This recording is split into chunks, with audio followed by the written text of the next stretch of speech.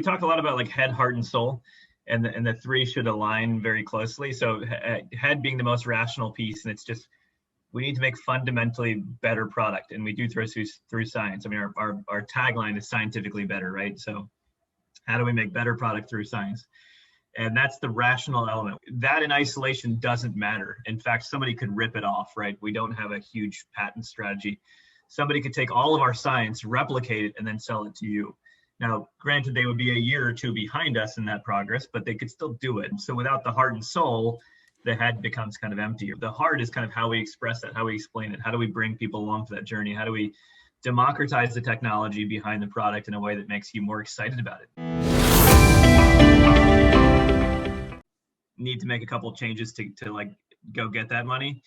And to me, like remarketing and retention, you know, in your world, in my world too, is the number one reason. It's like I go to some boutique in like San Francisco. There's some like beautiful boutique selling, you know, a bunch of cool clothes, and I don't buy on first purchase because no one does, right? And then they don't follow me, and I'm like, you've got to follow me around the internet.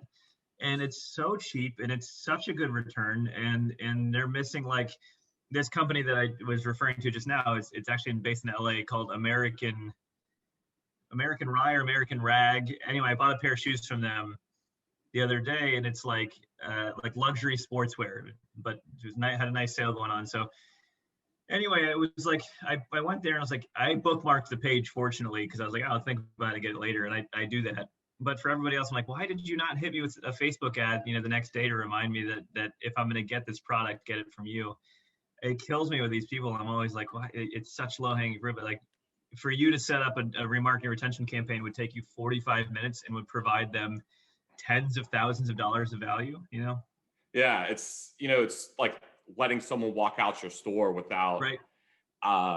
I'm trying to think of the best metaphor, you know, just saying, hey, thanks, you know, maybe come back and see us, right. You know, come back and get 10%. And actually I've heard it. So I'm more in the, you know, the remarketing and stuff, the strategies are kind of the same.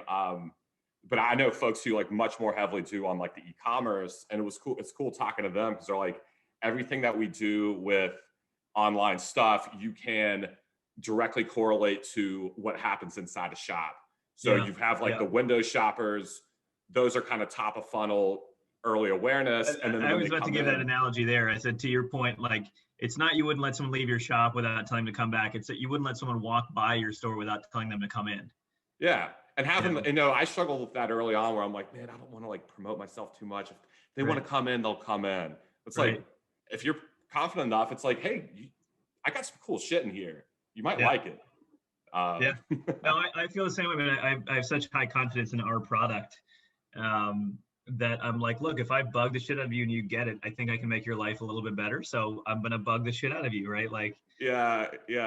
Which that reminded me, one of my favorite things y'all have done was like, oh, our Boston store got robbed and they took a bunch of socks. It's like, our socks are so good, people are stealing them. It's like, I mean, I thought that was just phenomenal. That's hilarious too. It was a good lesson in ROAS and CPA, right? And saying like it's a $15 product, which is just, it's hard to make money on Facebook selling a $15 product. Yeah. Just because the barrier to entry on online shopping is so high with a credit card, you know, and typing in that, like, to get someone across that barrier, you need to be selling a, I don't know, $100 AOV. Absolutely. And then knowing like, well, what's the likelihood that they're going to come back, and then you get them with some email stuff, and it's just knowing, you know, can I acquire this customer at a break even, or even have the confidence in knowing my model, acquiring them at a loss, knowing that the back end sales are going to be far more profitable. You want to see something cool? We can do the podcast too, and we can also do that later if you want more time, just because I'm generally free until the baby comes. But I want to show you something that you're going to really love. Yeah. And I already hit record because I was like, he's about to say some brilliant stuff. So this is going to be edited down. So. Oh, good. Yeah. Okay. So we're already in the podcast. Great. Yeah, in a way. Well, then I won't share my screen. I'll instead just explain to you a really cool anomaly that you'll enjoy. And maybe your listeners will or won't, but I'll leave that to you.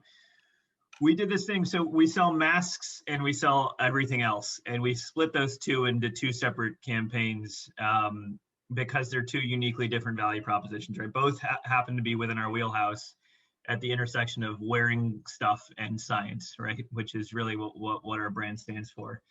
And particularly wearing comfortable stuff driven by science, right? If you really simplified what our value proposition is. And anyway, masks, which cost $25, despite the super low price point, and despite the fact that we were sending people to a Fast Company article, not to our website, which is, against every rule in the playbook. Despite all of that, was delivering a prospecting ROAS that was 10% better than business as usual, the rest of our stuff. Really? Yeah. And it's a huge leaky bucket because all the people that go to Fast Company but never come to our site never enter a remarketing funnel, right? Right. So it's a massive leaky bucket. But despite that, the prospecting alone is outperforming, right?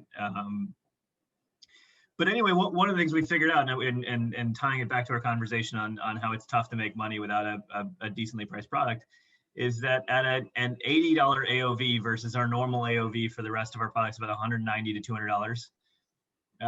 What we did not factor in was that what I've often heard referred to as total cost of opportunity, right? Which is the difference between what attribution models will tell you versus the reality that you're facing.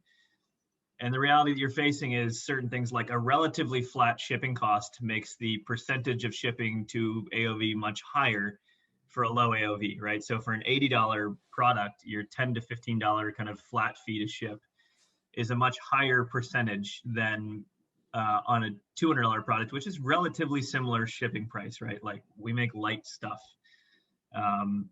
Stuff that can go to space. I mean, they got to. And that's right. They can and should. I just, right before this, I was a minute late to this call because I just bought one of our sweatshirts that's like one of my favorite products here.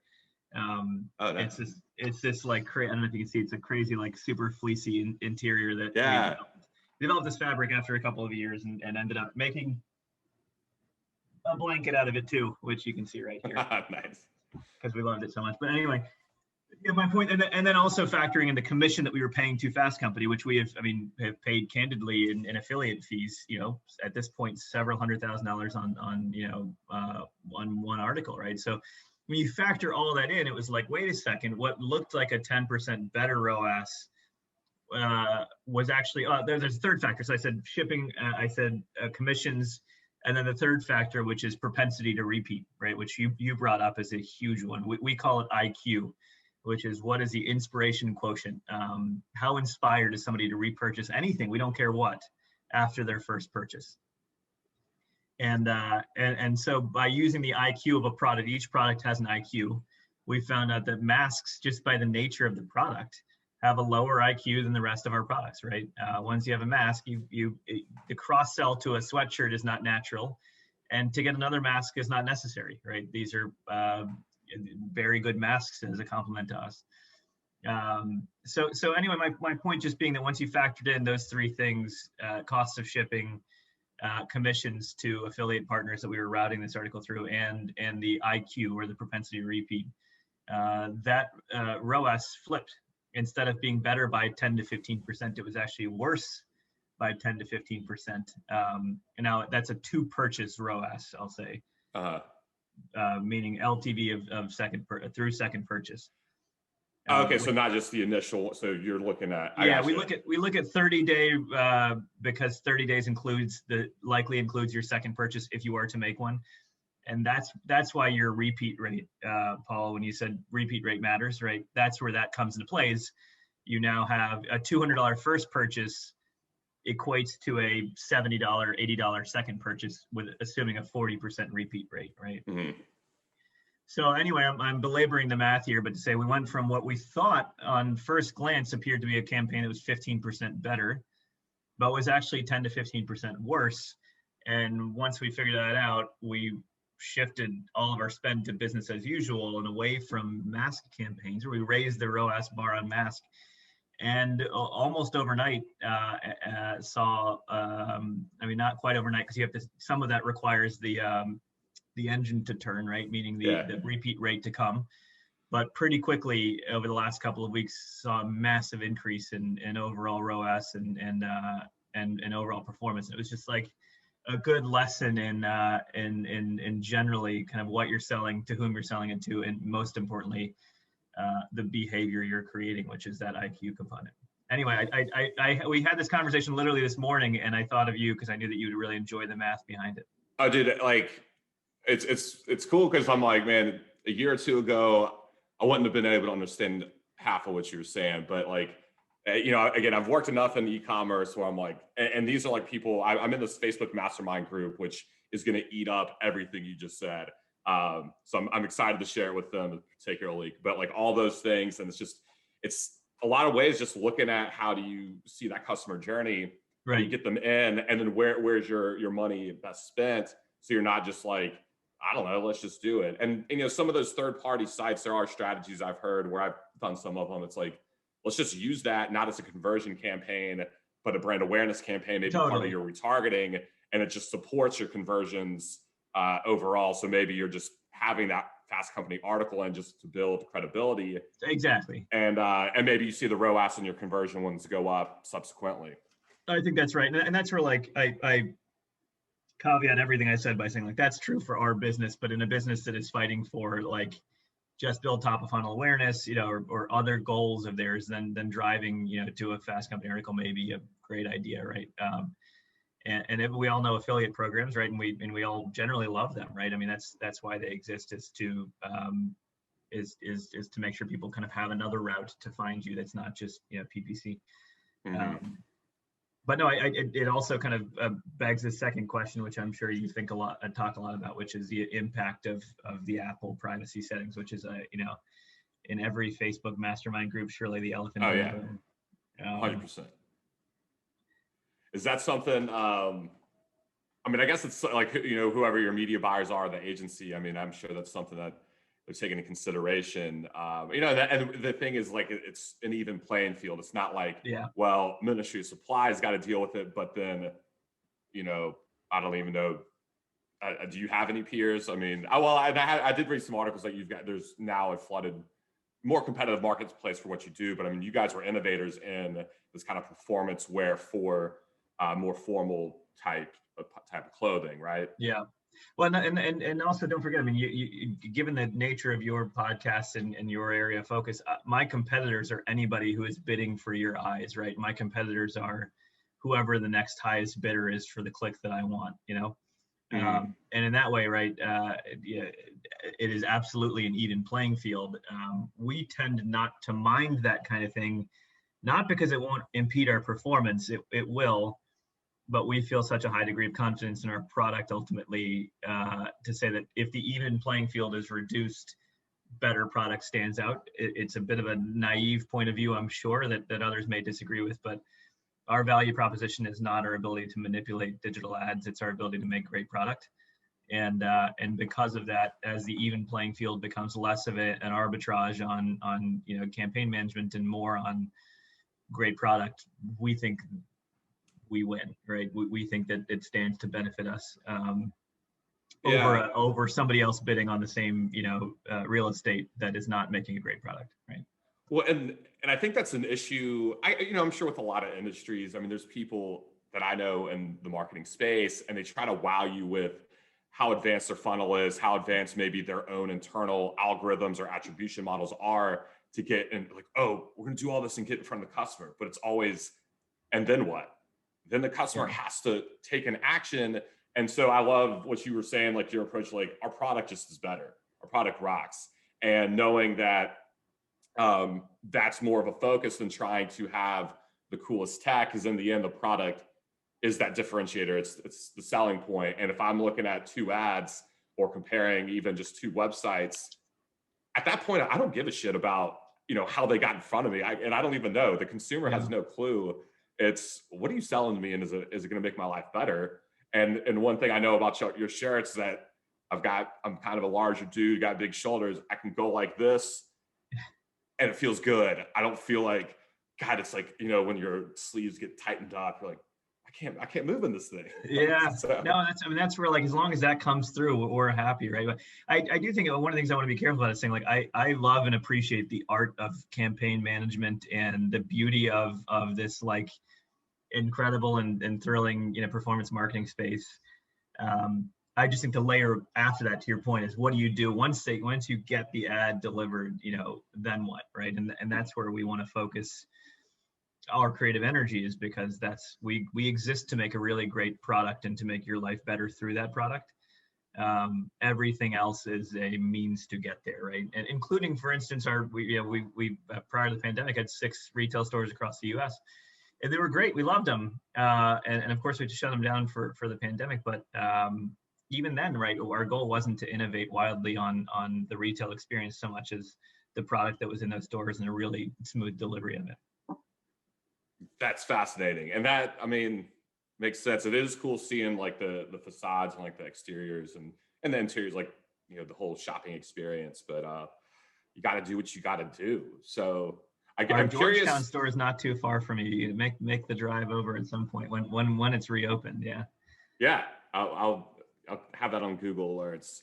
I like it. Ministry of Supply in Georgetown is open. Yeah. I mean, I'm due for a visit to DC. I guess lately we'll see how it kind of calms down up there. I think we're heading into better times. Give it a little space. Yeah.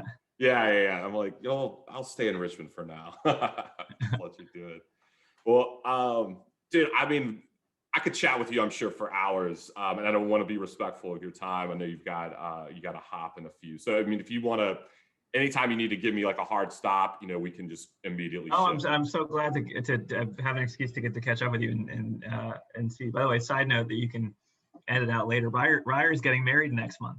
Oh, is he? Yeah. Dude, Ryer, I've seen he'll randomly post on Instagram, so I have seen. I hit him up a while back. So sad, like hearing about his dad. Yeah. But yeah, I need to catch up with him. I miss that guy. I know. I'm excited. I think I briefly met his fiancée and she seemed really sweet. But it's always tough, right, in a digital world. It's like, did I meet her or have I just seen her on social? But yeah, she seems kind and sweet. Yeah. Nice. Well, man, Kat, I'm just curious, like what I love and kind of like how this podcast originated. Like I've been sitting on this for 2 years. It's like, I know I want to do this, but I was like, I can't think of a name. I can't think of a theme. I was like, I just want to like talk to people. Is that so wrong? Like I love just talking to folks. And what I realized, like, well, anytime I met with someone one-on-one, like as I left King of Pops and was kind of going back into networking, where I was like, let me just reach out to all my contacts in Richmond and be like, hey, I'm leaving this business that you're familiar with. Maybe we met once or twice or more. Here's what I'm doing now. Like we always like kind of just talked about like what it's like to be in business, mindset stuff I'm big into, because it's like, dude, my head wasn't right in the first couple years of King of Pops, and I struggled tremendously, almost like needlessly. And then now almost like going through a second round of like kind of starting over. It's most of 2020 and even part of 2019, I was like, not where I want to be yet. This sucks, but I'm like, no way, actually, this is great. I was able to enjoy the journey far more in the second round because of those things. So I'm always curious on like, and whether it was like the very beginning of like going to MIT for this idea, or your Kickstarter to launch, and kind of like, what are some like been pivotal moments for you in your business journey that have really changed kind of your trajectory or at least your outlook? Yeah, it's such a good question. I mean, the obvious one to start with most recently is the pandemic. Look, we make clothes that are built largely for out of home. And prior to the pandemic, a third of our sales were coming through those 6 retail stores. And all 6 were 4-wall contribution margin positive, right? So like it was a massive drain to have every office in the country shut down on the same day, and every store in the country, relatively shut down, including ours, on the same day. So no doubt that's the most recent and freshest. But I will say that, I mean, the good news is we were able to kind of step up in other ways and donate tens of thousands of masks and hundreds of thousands of dollars of clothing to people to get out of the unemployment line and get them kind of employed. So I think we were able to kind of step up and do a lot there. And I think that's been probably the most important thing for me in the last year, is feeling our soul and our kind of pro-science stance come to life. In fact, tomorrow we'll launch a really cool initiative that I'm super excited about. In fact, I'm wearing it right now. It's this, I don't know if you can see it, but it says Science for Better there. Um, and 100, we're going to sell these bracelets and a collection around them soon, but 100% of profits will go towards vaccine education. So that's not to say we're promoting vaccines, blindly. It's that we're promoting education openly, and making sure that people feel super strongly about it. So anyway, I'm giving you a long-winded answer to your question, which is to say, like, the pandemic has reminded us that having a soul as a brand is really what it's all about.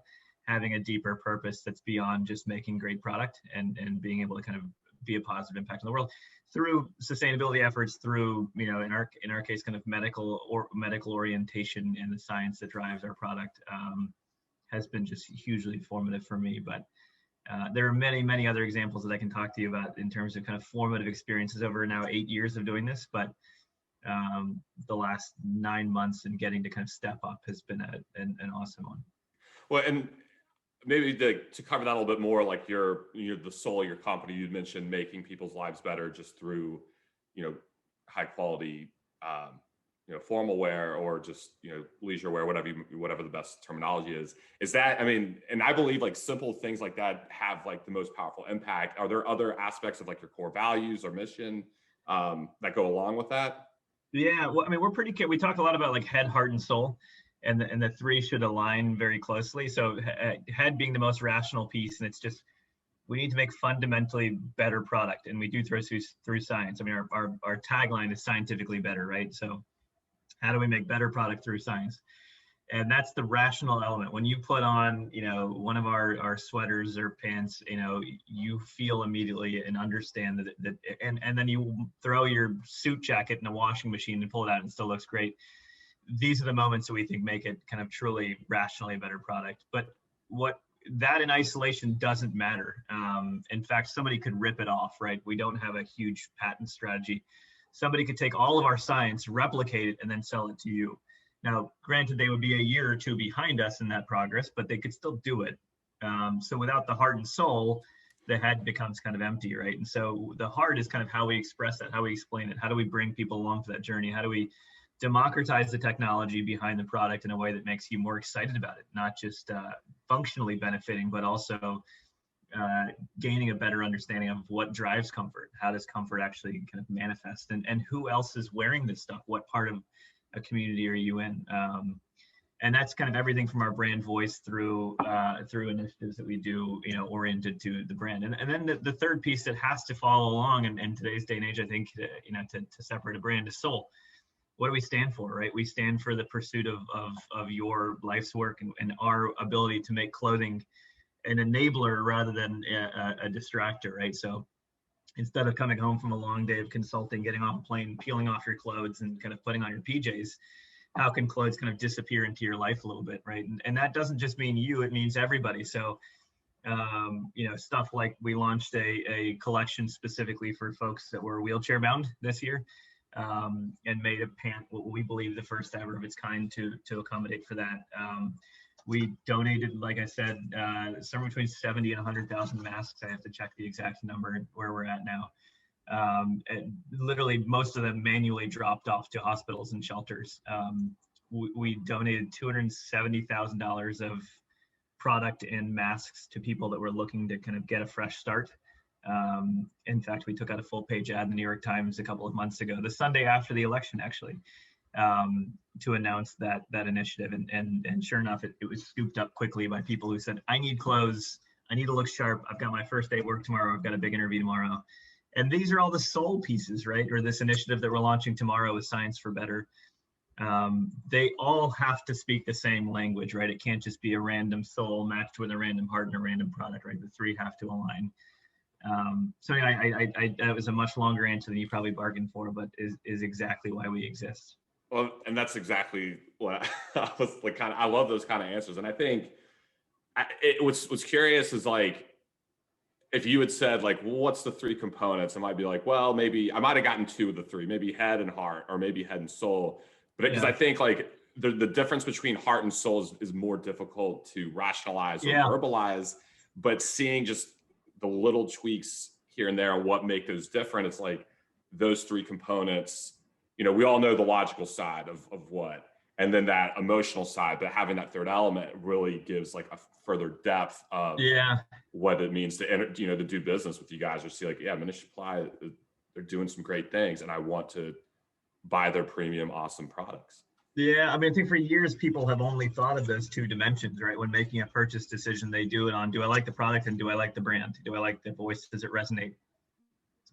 We think that the shift is coming, right? And we're already in the middle of it, right? Where people are more tied to brands that they feel a deeper affinity to, who stand for what they stand for, right? I mean, even taking a pretty strong stance in favor of science this year has kind of come under fire in a way that we didn't expect it to, and in a way that we had to rise to the occasion and state and help kind of stand up for science, right? And so in that way, right, surely we pissed a few folks off in being so loud and kind of vocal about our stance there, but we think that we are entering an era that is beyond head and heart and requires the soul.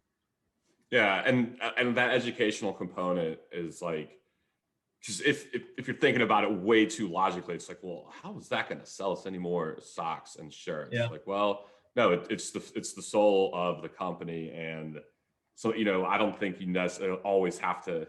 I'm a big believer in like doing like things that you're passionate about that align with, you know, it's definitely aligned with what you're doing at your core, you know, scientifically better. Cool, let's educate people on vaccines, and then they're educated. That's, you know, that's such a positive thing. And maybe it's, you know, is there, do y'all do, I mean, I'm sure you've done other like kind of outreach stuff like that, because I'm super interested in the educational piece, you know, having come from that background. Yeah, no, we're excited. It'll all launch tomorrow, and you'll see the details. But we're partnering with the Children's Hospital of Philadelphia, who has a vaccine education center, and we'll hopefully flood them with donations to help support their cause, right? Which again is specifically on the education front, saying like, no matter what side of a, you know, vaccine you're on, which sounds kind of funny to say in itself, everybody is on the side of education, right? Everybody, you know, should agree that knowing more and having more credible information is a critical part of any journey. And so we're just beyond excited to kind of promote and support that through our Science for Better campaign, which we think science can make things better, and that's why we called it that. Yeah, God, dude, I just love, again, we could be chatting like cool, like non-traditional, you call them marketing stuff, or you just call it like, this is our expression of our soul. I mean, I like that a lot better, because it allows you to, you know, business can just be a vehicle for good and for expressing your own values, which you find to be important. And it's like, man, if more, I think that is like how people are going, because since so much stuff is open, there could be a company that takes y'all's same fabric and style, and they're going to be a little bit behind, but it's like, no, but that's not what you're buying when you're, you know, buying a product, or specifically yours. It's, no, I want to be associated with this company and this founder who does all this cool stuff. That's what I'm about. Yeah. Well, and I'll add though that none of those can stand alone, right? A soulful brand with a terrible product and a weird way of communicating it, you know, ceases to exist. So they all have to, you know, they have to exist in harmony. And most importantly, right? And not to say that soul isn't important, but your product has to be good, you know. Yeah. We're to back to the beginning of this conversation. If you don't inspire a second purchase, you're going to be wasting a lot of money and a lot of churn. So I think the three have to work in tandem in harmony. Yeah, it's a fascinating approach, and, you know, especially with your IQ of that way of looking at what's the likelihood for something quotient, inspiration quotient. Yeah. And it really is. It's a nuance on stickiness. It's a nuance on repeat rate, which is just tying.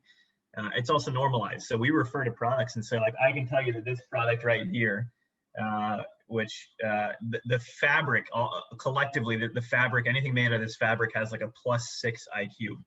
which means that it is exceeds our average repeat rate by 6%. So if you see products with a minus IQ, which means they have a lower propensity to repeat, you have to ask yourself, how can I make that product better, or should we cut it? That's such a fascinating way of looking at it, because I think, it's easy to look at the ROAS for all of it, or just your completely lifetime value. And it's not shocking. I mean, going from, looking at your background, Georgia Tech to MIT, that I feel like that's your engineering mind, or like, that analytical approach to marketing. And then but you still got it on full swing, where you're not like so into the numbers and whatever. You still know what you're doing at your heart and soul. But still getting into, like just amazing like analysis of your product lines and how they perform. Yeah, no, it is that simple in concept, right?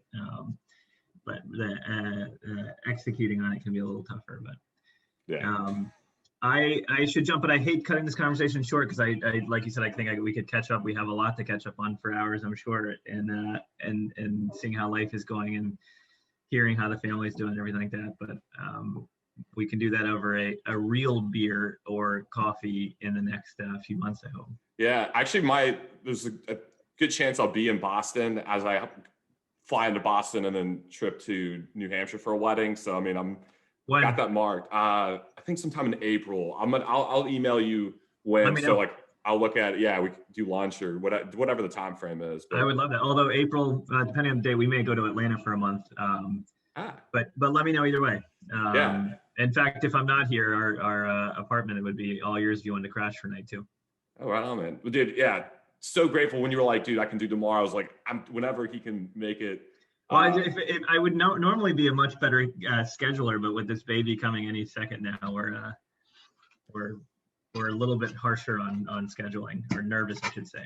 Yeah, I totally get it. Well, dude, hope best with you and your family, second child coming, and awesome catching up, dude. We'll be in touch, and dude, I really appreciate your time. Good to see you, Paul. I'll catch up with you soon. All right, take care.